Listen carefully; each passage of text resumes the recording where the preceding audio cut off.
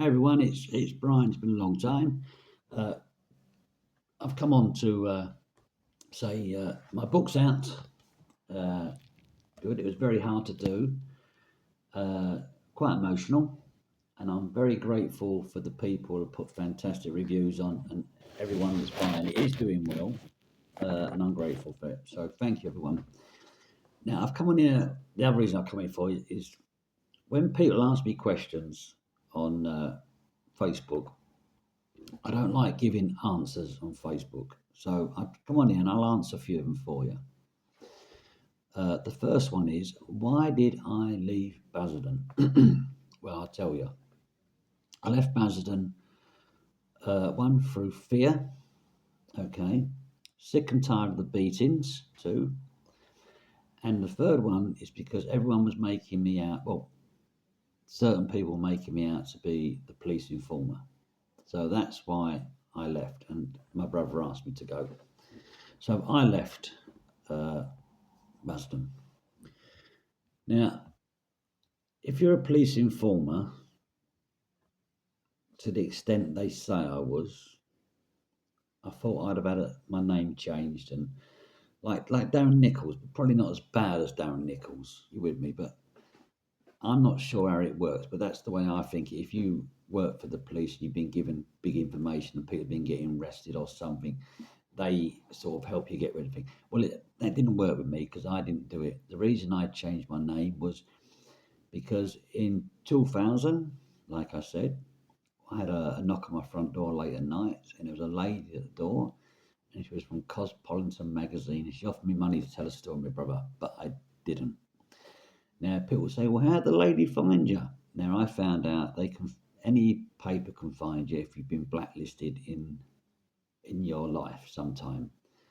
So if I got blacklisted for council tax, a credit card, a card on finance with me, I got blacklisted. That thing like that, then that's how they would find me. So that's how they found me. So my wife was a bit all new to this. I explained to her my life when I first met her, but she didn't realise it was this bad, and she was frightened. So she asked me if we could change our name to Richardson, which we did by default. And I can even bring the letter on here and show you, Rolf to Richardson, just a solicitor's letter. That's all it is, nothing serious. So that's out of the way. Another thing, going back a bit now, Bernard, my old friend, I'm not here to put you down, but you've got to stop this threat thing.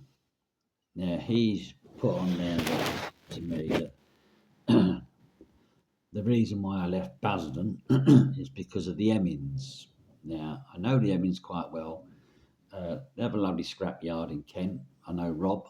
I don't know his dad or anything, but we had a few dealings uh, in our time together. So he's saying that's the reason why, and the information's coming from that direction. So if it is coming from that direction, Rob or whoever they're saying it, stop it. Because if I wanted to be a big arsehole and a grass, I could open my mouth and say quite a few things, and you know I could, that would shock quite a few people in our days. So I'm not going to say anything, and you know what I'm talking about. So I don't believe it is you. I just believe it's a bit of shit stirring because he knows that I got involved with you and my brother Michael. So where he's getting this information from, I don't know. So he must be have a right good police officer friend somewhere on the line. That's the only thing he's got on me. He can threaten with everything else, but I've got nothing to hide. I've done my time. I've committed my offences, and all my offences are on records. So that's out of the way. Then the next question was, someone asked me about Mark Randall. Who did Mark Randall know, and how did Mark Randall die?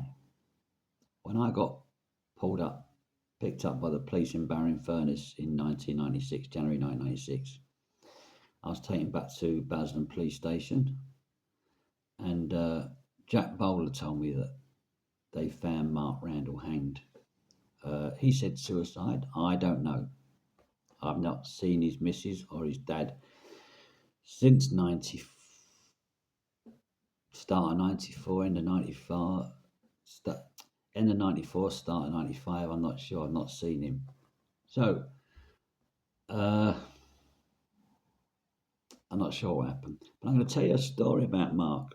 He was a clever person. He knew some big people. So I used to work with Mark up London, and every Friday, mostly every Friday, we'd go out for a few beers and have a few drinks. So one night we was out, me, Mark, a couple of Mark's mates from work, Tony, not Tony Tucker, someone else called Tony, Mark's dad, Mark's mum, and his wife, Jackie. Now, was in the pub having a few beers before we were going to go down clubbing it, because I normally stay at Mark's house sometimes on a Friday. Mark got a phone call. He didn't seem happy after this phone call. For what reason, I don't know. So he said to his missus and his dad, look, I've got to shoot off. I'll go and see someone. So I went with Mark in the car. We went to North London. I think the pub we went to, don't get me wrong, it could be wrong here. The Queen's Arms. I think it's the Queen's Arms. It's been a long time, a lot of years, and I'm still trying to remember things. So we went to the Queen's Arms pub. When we walked in this pub, me and Mark, parts of the car walked in the pub. The pub just stood still. Everyone just put their drink down.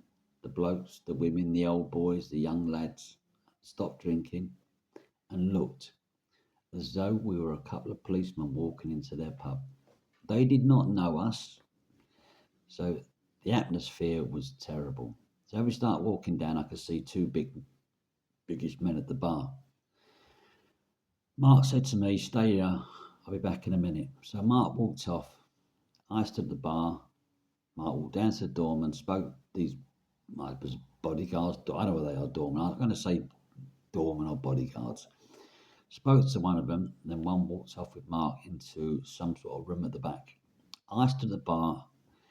About 15 minutes later, I got a drink after waiting. No one spoke to me, and then everyone started talking to themselves and just ignored me as though I wasn't there.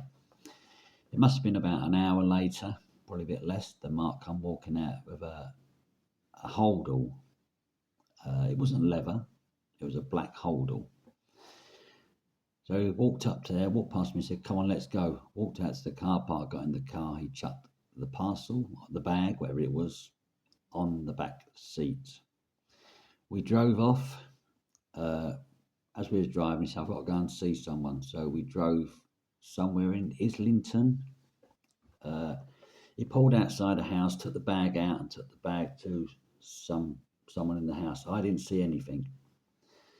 So as Mark got back in the car, making the way back to where he drinks, I asked Mark what's going on, because I've known Mark for quite a few years. He told me to mind my own business in a very polite way and don't get involved with these sort of people. So that's fair enough, I didn't. After a few drinks in the pub and that, having a dart, I pushed Mark a bit more, because he was a bit more merry than me and he was a bit more freely with his mouth. So I asked Mark who the person was. And these words were to me, he told me the bloke was a bloke called Patrick, one of three brothers. That's all I know. But that's the sort of person that Mark dealt with. So I don't know how Mark died, whether he took his own life. Someone said he took his own life because he was the actual police informer. But I don't think Mark was like that. I think Mark just got too involved with being the Mr. Nice Guy, supplying everyone from the big lads, and someone didn't pay up. Now, it could have been Tony and Craig that didn't pay up. I don't know. Because it made me wonder why that day in the powerhouse, those two big heavies come in. Whether there's something to do with it, I don't know. But that's how Mark died. So I didn't go to his funeral. I haven't spoke to his wife, and I haven't spoke to his dad. So I don't know. Like I say, if you want to leave messages, I'll come in here and answer any questions. I am going to bring a story out about my brother, but I just need a bit of legal advice, because sometimes you can put things out here and it can be taken the wrong way and you get yourself in a bit of trouble.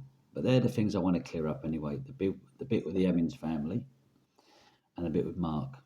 So I wish everyone a lovely evening, and hopefully I'll be back on here soon. Tell you some more stories. Thank you.